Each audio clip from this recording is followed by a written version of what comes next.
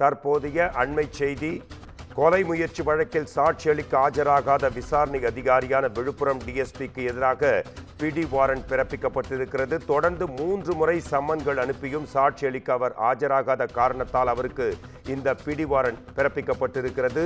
தரமணியைச் சேர்ந்த தொழிலாளி வெட்டப்பட்ட வழக்கில் இந்த பிடி வாரண்ட் அவருக்கு வழங்கப்பட்டிருக்கிறது. தற்போது கிடைத்த அண்மை செய்தி, விழுப்புரம் டிஎஸ்பிக்கு எதிராக பிடி வாரண்ட், அதாவது கொலை முயற்சி வழக்கில் சாட்சியளிக்க ஆஜராகாத அவருக்கு எதிராக பிடி வாரண்ட் பிறப்பிக்கப்பட்டிருக்கிறது.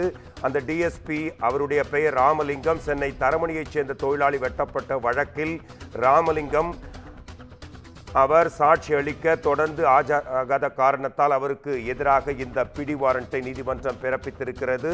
விழுப்புரம் டிஎஸ்பி ராஜலிங்கத்துக்கு எதிராக இந்த பிடி வாரண்ட் பிறப்பிக்கப்பட்டிருக்கிறது. இதுதான் தற்போதைய அண்மை செய்தியாக உங்கள் கவனத்திற்கு. இது குறித்து நமது குமுதம் செய்தியாளர் சுந்தரம் நம்முடன் இருக்கிறார். அதாவது எந்த காரணத்துக்காக டிஎஸ்பிக்கு பிடி வாரண்ட் என்பது சொல்லப்பட்டிருக்கிறது அண்மை செய்தியில்? ஏன் அவர் ஆஜராகாமல் இருந்தார்? சாட்சி அளிக்க அவர் வரணும் இல்லையா? Report please. கண்டிப்பாக.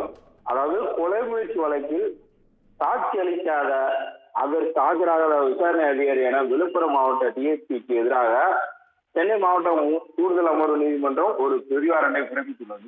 அதாவது வாரண்ட் என்ன சொல்லக்கூடிய ஆஜராகக்கூடிய அந்த ஒரு சம்மனை அனுப்பியுள்ளது.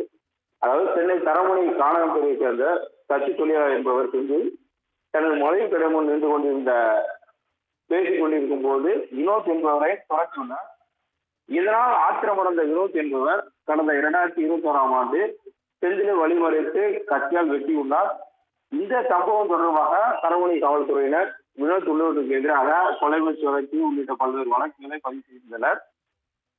இந்த வழக்கு தொடர்பாக சென்னை மாவட்ட ஆட்சியர் அலுவலகத்தில் இருக்கக்கூடிய 16வது கூடுதல் அமர்வு நீதிமன்ற நீதிபதி ஆபிரகாம் லிங்கம் முன்பு இந்த வழக்கு விசாரணைக்கு வந்தது. இந்த இதில் சாட்சி அளிக்க ஆஜராகும்படி வழக்கில் புலன் விசாரணை அதிகாரியான விழுப்புரம் மாவட்ட குற்றப்பிரிவு டிஎஸ்பி ராமலிங்கத்துக்கு எதிராக சம்மன் அனுப்பப்பட்டது. தொடர்ந்து 3 முறை சம்மன் அனுப்பியும் அவர் சாட்சி அளிப்பதற்கு ஆஜராகாத காரணத்தினால் விசாரணை அதிகாரிக்கு எதிராக வாரண்ட் பிறப்பித்த உத்தரவிட்ட நீதிபதி இந்த வழக்கு விசாரணை தொடர்பாக வரும் ஜூலை 10ஆம் தேதி வழக்கு விசாரணை தொடர்ந்து நடைபெறும் என்று இந்த உத்தரவு பிறப்பித்துள்ளார்.